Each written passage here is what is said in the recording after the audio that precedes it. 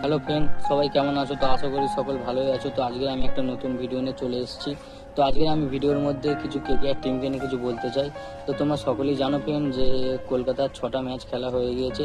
5টা ম্যাচ কলকাতা হেরে গিয়েছে খুব বাজেভাবে, আর একটা ম্যাচ বৃষ্টির কারণে যেটা পাঞ্জাবের সাথে ছিল ওটা এক পয়েন্ট দিয়ে দিয়েছে। তো আমার মনে হয় যে ওটাও যদি খেলতো পাঞ্জাবের সাথে ওটাও খুব বাজেভাবে হেরে যেত। ঠিক আছে, আর আমি এটাই বলতে চাই যে কলকাতার টিম যে খারাপ করেছে এবছর, খারাপ করেনি, খারাপ বলা যাবে না, কারণ ব্যাটিং লাইনও ঠিক আছে, বোলিং লাইনও ঠিক আছে, কিন্তু যে কলকাতার যেসব কোচরা আছে, যেরকম বোলিং কোচ 1 নম্বর, 2 নম্বর হচ্ছে গেলে ব্যাটিং কোচ, ঠিক আছে, আরও যেসব আছে যেরকম ক্যাপ্টেন আজিঙ্কে রাহানে, ওরা কি করতে চাইছে সেটা আমি ঠিক বুঝতে পারছি না। কারণ ব্যাটিং কোচ বলো বোলিং কোচ বলো খুবই ডিসিশন খুবই ভুল নিচ্ছে, আর ক্যাপ্টেনশিপ আজিঙ্কে রাহানে ও ডিসিশন খুব ভুল নিচ্ছে।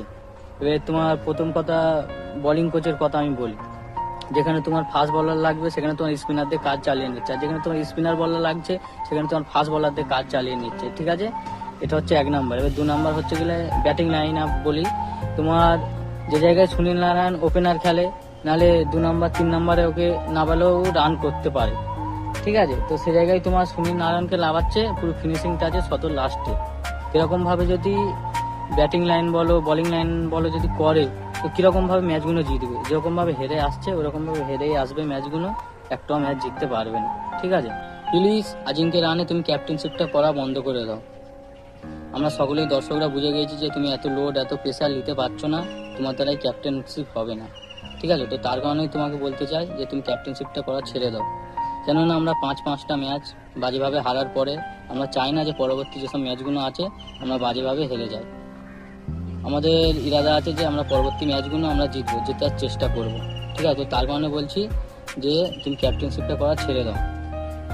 কেননা তুমি একটা ক্যাপ্টেন হিসাবে আজিঙ্কে রাহানে তুমি যেরকমভাবে ক্যাপ্টেনশিপ করতেছো ওরকমভাবে যদি তুমি ক্যাপ্টেনশিপ করতে থাকো, তো আমরা পরবর্তী যেসব ম্যাচগুলো আছে ওই সব ম্যাচগুলো আমরা কিন্তু হেরে যাব। কেননা তুমি ব্যাটিং লাইন বলো বোলিং লাইন বলো কাকে কখন কোথায় পাঠাতে হবে, কাকে কখন কোথায় ব্যাটে লাগাতে হবে, বোলিং করাতে হবে, তুমি সেসব তোমার একটা একটা আইডিয়া বলে একটা জিনিস আছে, সেগুলো তোমার মধ্যে নেই।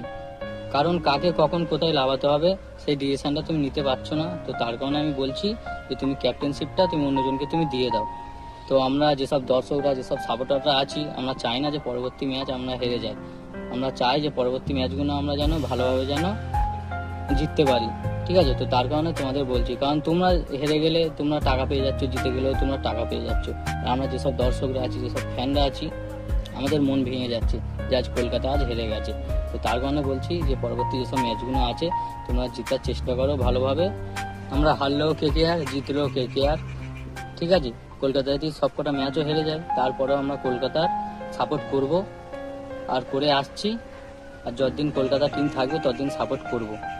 তো ফ্রেন্ড, অবশ্যই ভিডিওটা ভালো লাগলে অবশ্যই লাইক করবে, শেয়ার করবে, কমেন্ট করবে, চ্যানেলটাকে সাবস্ক্রাইব করবে নতুন হলে। তো তোমরা সকলেই ভালো থেকো। তো নেক্সট ভিডিওতে তোমাদের সাথে দেখা হচ্ছে।